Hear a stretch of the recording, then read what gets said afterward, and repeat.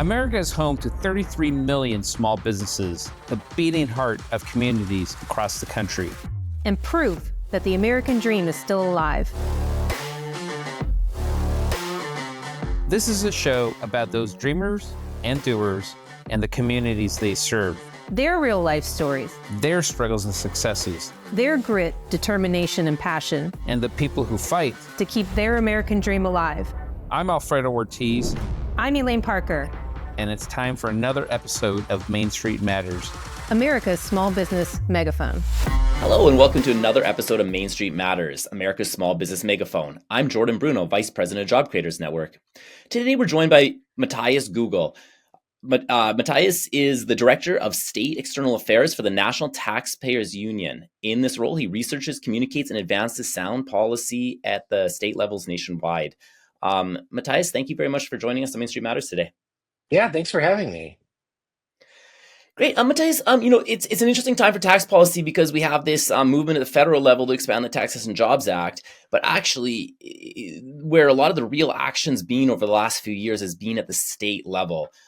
You guys at NTU just released a new report on state tax policy. Can you just tell our listeners a little bit about that report and some of your key findings? Yeah. So what we did was we looked at the federal Tax Cuts and Jobs Act and its impact if it were to expire at the end of the year. We're trying to make sure that small business owners, families, workers know really what that impact is going to be for them at home. What we found was if Congress doesn't act, 80% of Americans are going to see this tax increase starting in January 1. And that's going to be about an average tax hike of about $3,000 per filer as you look at the different states. It's a big impact. Wow. It's a lot on your kitchen table. It's a utilities bills, it's rent payments, it's mortgage payments, it's community college tuition. So a lot of this money is, I can't understate how important it is that we do that. Now, the report that we did looked and sort of went state by state. So you can find that report at ntu.org/states. That's ntu.org/states. You can find our full report, and it's full of literally you can go and you're like, hey, I'm from Alabama. What is this going to mean for me? What do these tax laws look like for me? We look at Colorado, Maine, all across the nation. You can go and you can say, okay, for me and for my federal tax bill, it's going to be about $2,200. It might be $2,800. In states like Colorado, one of the craziest dollar amounts we see is almost $4,000. This would be as an impact. So take a look at that. It really ranges from state to state, and a lot of it has to do with the income and the earning level of those states. It's not a red state or a blue state issue. It sort of goes all across. So I would encourage your listeners, I'd encourage yourself, take a look at that. I've been asked before, like, what's the state that's most impacted by this? And my answer is sort of corny, but it's the state you live in, because it's important for you to reach out to your representatives, to your senators, and to try to get this done. Yeah. I assume me with a lot of kids, I'd be extra impacted, right? Because one of the provisions that would disappear is the expanded child's tax credit.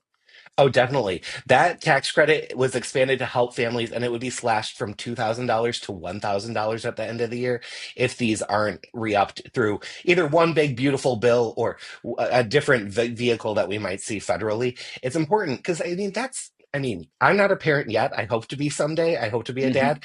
But, diapers, cost of daycare, cost of kids' tuition, whatever that might be, those costs add up a lot and they add up quickly. And so for our families, as we're trying to ensure that we have strong families in America going into the future, that's a big impact and cannot be understated.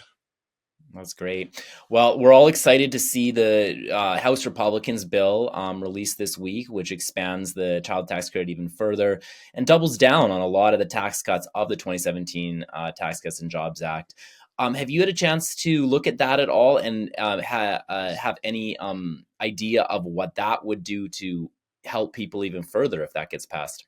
So we've been watching with great anticipation to see what Congress is going to do. We're very encouraged to see a lot of it. I don't think any bill is going to be perfect, so there are provisions we aren't as thrilled about. I will tell you, NTU and those of us at NTU don't really love a big salt tax deduction.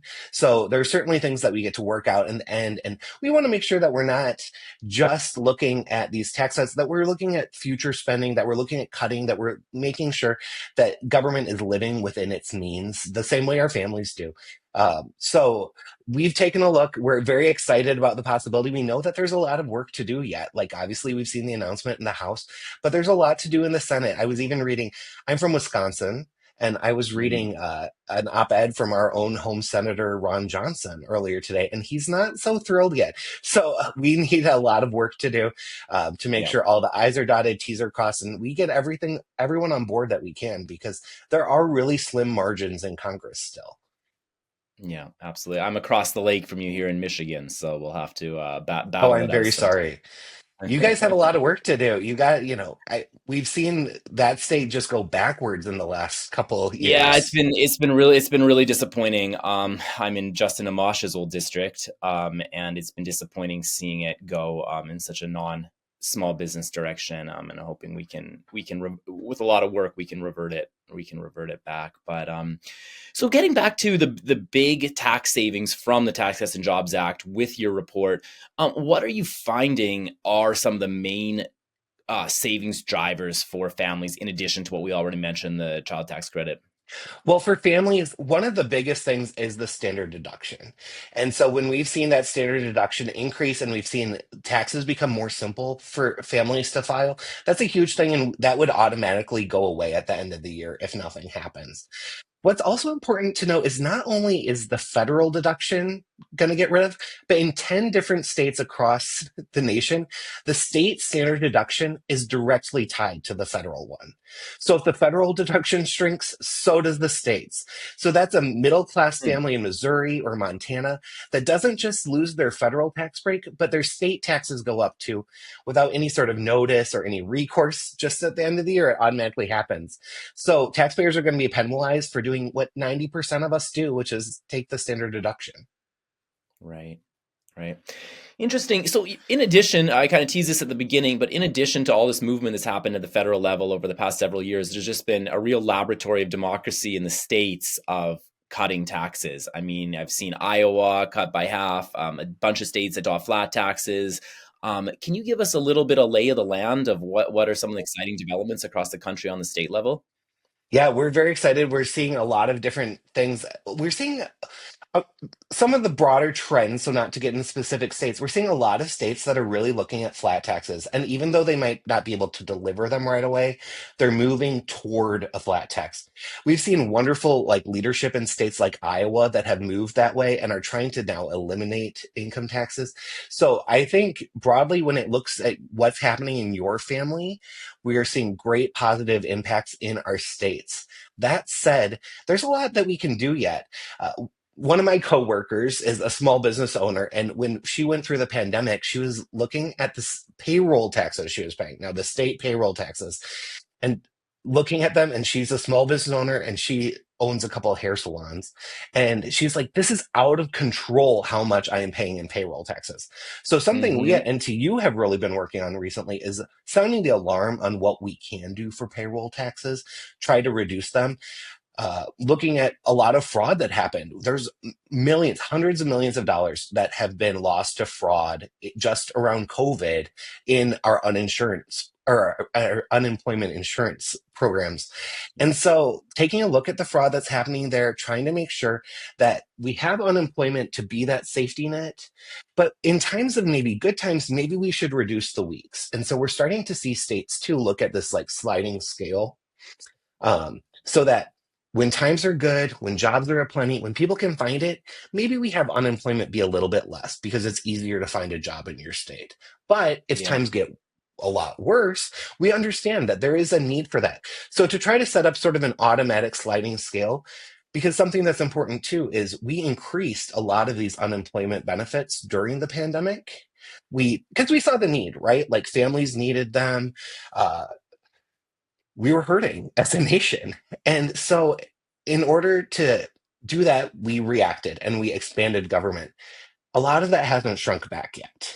And so taking a look at making sure that we're not paying for pandemic level resources when times are good now is an important thing. So payroll taxes are a big thing that we're looking at, and we're trying to make sure that small businesses aren't really overtaxed there.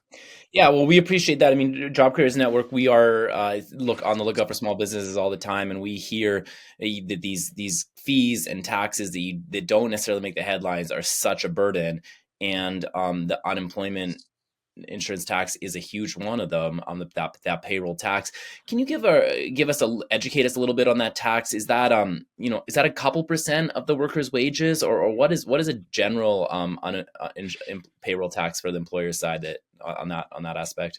So broadly, your payroll tax can, I use that sort of broadly. So that can be a lot of things. That can be those FICA taxes that you pay federally, but it Mhm. can also be your state unemployment tax. So that comes and actually it's a smaller percentage. I mean, we're talking a couple percent per your paycheck, per your wage, 1 or 2%.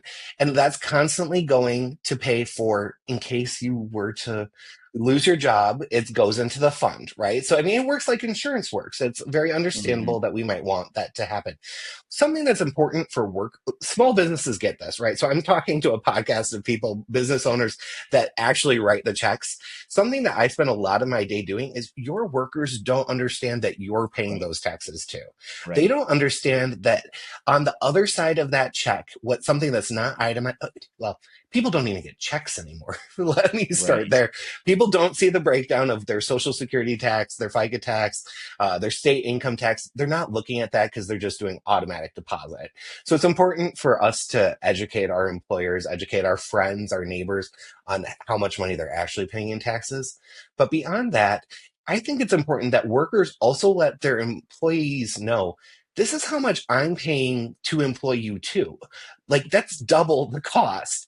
And so the amount of taxes so that you can get your wages is just astronomical. And I think that was something that was eye opening to me as I dug into this. I mean, I'm a millennial guy that has done, I mean, Mm. do what a lot of employees do, right? Like I take the automatic deposit, it goes into my bank, and I don't think too much of it just as long as that number looked right, right?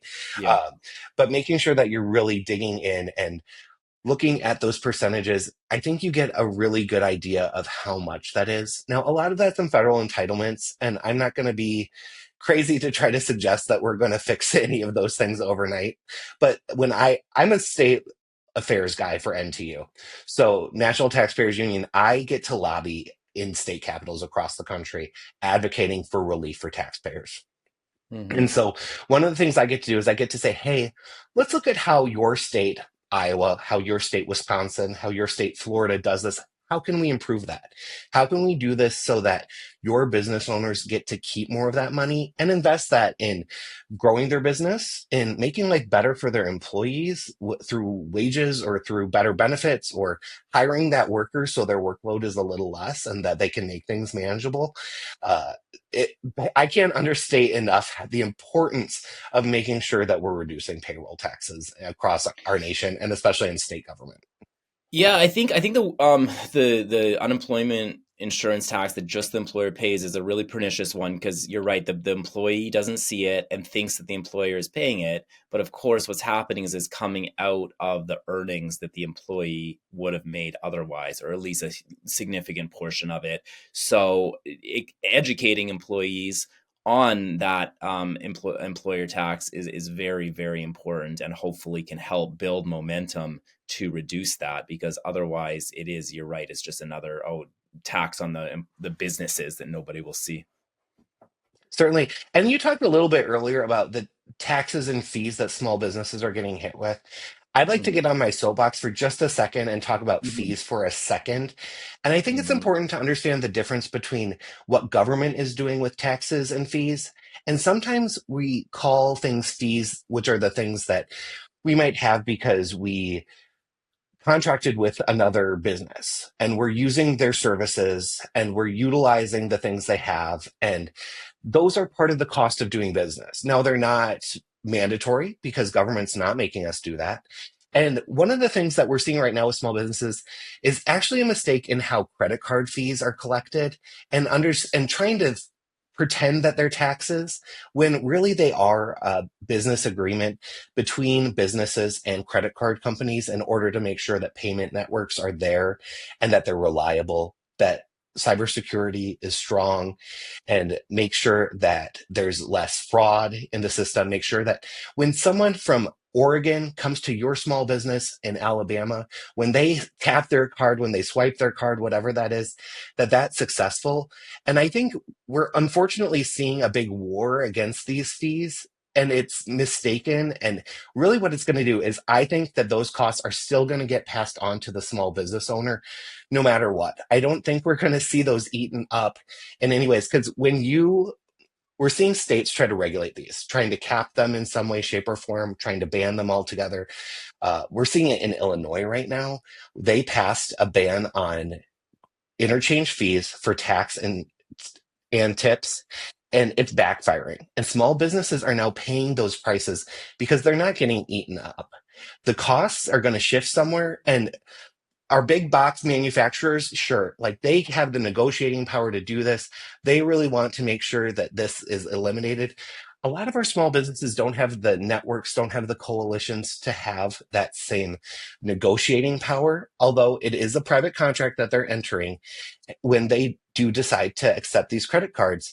And I think it's important that we know that this isn't a tax. And when we start talking about taxes and fees and trying to regulate our ways out of things, it doesn't eliminate costs. It just shifts them. And it's going to shift them onto you. It's going to shift them onto the consumers. And it's going to make it harder for your business to accept payments going forward.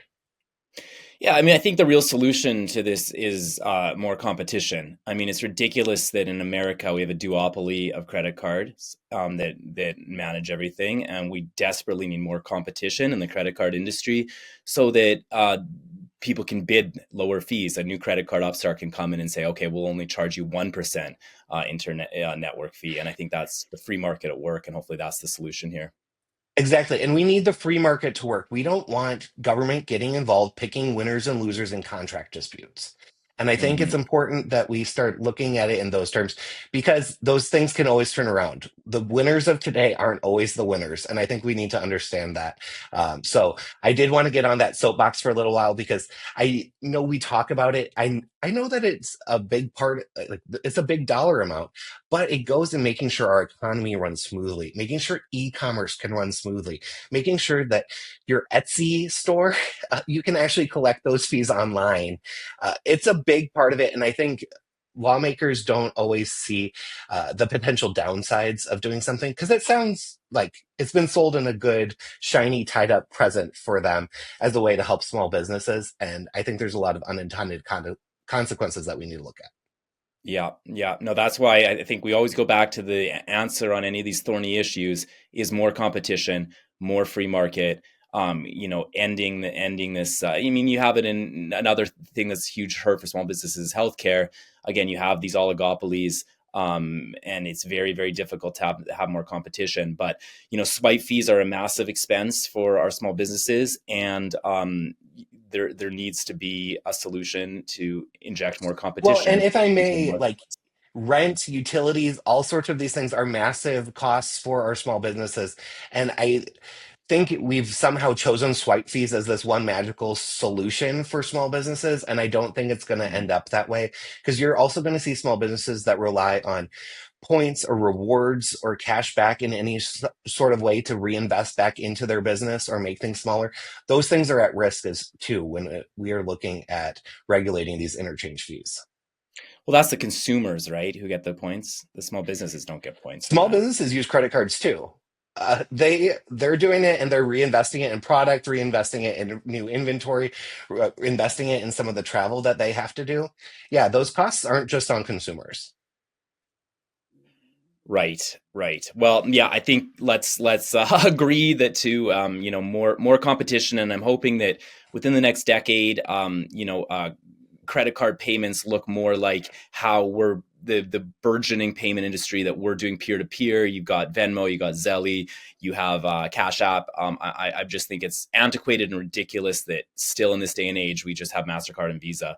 It's time to get some time to look at what is the burden to upstarts in this industry and tackling that. But let's move on. We talked about the most. Give us a sense of what states are you most excited about with their tax cuts, and what are kind of like the paradigms for other states to follow. I'll tell you the paradigms are your income tax states like Yeah. Florida, Tennessee. We're seeing movement there. I've got a great coworker, Andrew Wilford, who does a report every single year on migration. And let me tell you, taxes, people move to where there are lower taxes. To ignore that is foolish. And we're seeing states like California and a lot of people moving to Texas. And so I'm very excited to see what we're doing when it comes to income taxes in particular. But again, I just want to put out another plug for payroll taxes as a part of that, because Yeah. that is such like it all flows together in that way. But payroll taxes are sort of the unsung no one talks about them because it's more complex. The regulatory schemes are more complex. What your Mhm. employer pays on them depends on whether or not they're like a seasonal industry and they've got a lot of turnover, or whether or not they're constantly employing people, over years and years and years. And so I think the states that we're looking at that are starting to look at that, Iowa is a good one. They are looking Mhm. at, they've done a lot when it comes to income taxes. They've done a lot when it comes to property taxes. And now they're also looking at these payroll taxes, and I'm really excited to see that. Interesting. One of the things that I didn't realize is municipal taxes. So I was in Los Angeles for several years. I had to pay a municipal tax, a gross receipts tax, even though on any independent contracting work I did. And then Grand Rapids, here in Grand Rapids, also has a 1.5% municipal income tax, flat tax, which I think is very, very high.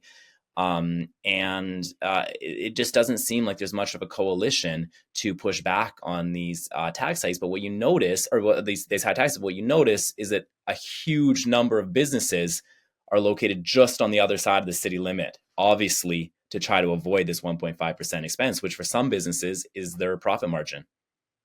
Certainly. It's local taxes are actually one of the biggest drivers of high taxes in any state. And that's why honestly you see so many property taxes being high in states, is Yeah. because when people come and they're like, hey, this is for our school. This is for our, new athletic department. This is for the kids. This is for our local main street. It's hard, like we want to help our neighbors and we want to help our communities. And that's a great thing. I don't want to underestimate that at all. But that's where we see taxes increase. We start to see, like, okay, like this came for this good reason, this came for that good reason.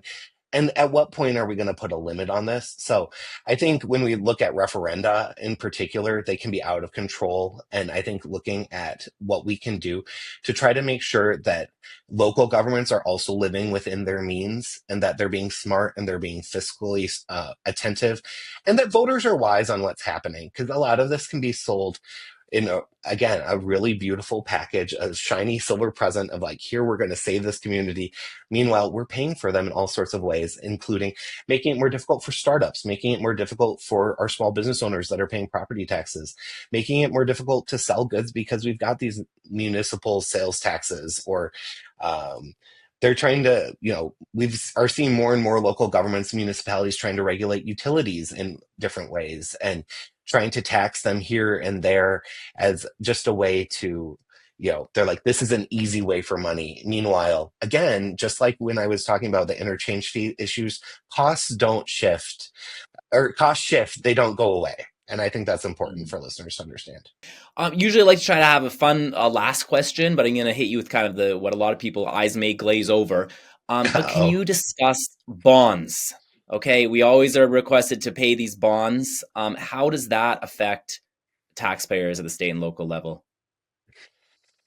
I think, as with anything, making sure like these bonds were constantly being asked to pay for bigger and better and shinier things, and making sure Mhm. that when those issues come up, that we are aware of them, that we are looking at really what the long-term costs of these things are going to be.